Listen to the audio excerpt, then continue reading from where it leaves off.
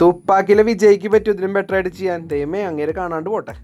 Nandikkara gate ഇട്ടാണ്ടിരിക്കാൻ ഒരു 10 minute നേരത്തെ ഇറങ്ങി നോക്കിയതാ. ഓ ഭാഗ്യം മിസ്സായില്ല. ഈ ഒരു സീനിൽ ഞാൻ ഈ ഹെൽമെറ്റ് വെച്ച ചേട്ടന്റെ പോലെ നിൽക്കാറ്. പറഞ്ഞു തീർന്നില്ല, അതേ ഡെമോൺസ്ട്രേറ്റ് ചെയ്ത് കാണിക്കണ ഈ ചേട്ടൻ. കൊള്ളാലോ കളി.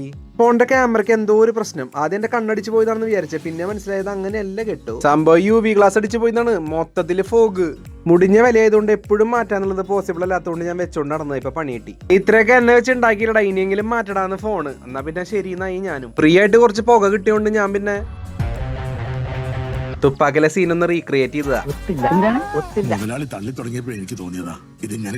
കുറച്ച് തീർത്തപ്പോഴാണ് എനിക്ക് ഗുപ്തൻ ഓർമ്മ വന്നത്. എന്നാ പിന്നെ കുറച്ചു നേരം ചായ ഊതി ഊതി കുടിക്കാന്ന് കരുതി. കിട്ടിയ ഗ്യാപ്പിൽ ക്ലാസ് ഒന്ന് മാറ്റിട്ട് വന്നാലോ. ഓൺലൈനിൽ 3-4 പേരെ നമ്പർ എടുത്ത് വിളിച്ചിട്ട് ഞാൻ എന്റെ ഡൗട്ടുകൾ ചോദിച്ചെങ്കിലും കാര്യം പറയാ വെക്കാന്നല്ലാണ്ട് വേറെ പ്രത്യേകിച്ച് ഒരു ഗുണം എനിക്ക് കിട്ടിയില്ല. നടവരമ്പുള്ള മൊബിക്യൂക്ക് എന്ന് പറഞ്ഞിട്ടുള്ള സ്ഥാപനത്തിന്റെ ഓണർ അശ്വിൻ ബ്രോ മാത്രമാണ് എനിക്ക് ക്ലിയർ ആയിട്ട് കാര്യങ്ങൾ പറഞ്ഞത്. അങ്ങനെ പഴയത് മാറ്റി പുതിയത് ഒട്ടിച്ച് അത്യാവശ്യം ഇത് എങ്ങനെ കെയർ ചെയ്യണമെന്നതിനെ കുറിച്ച് അത്യാവശ്യം കാര്യങ്ങളും പറഞ്ഞു.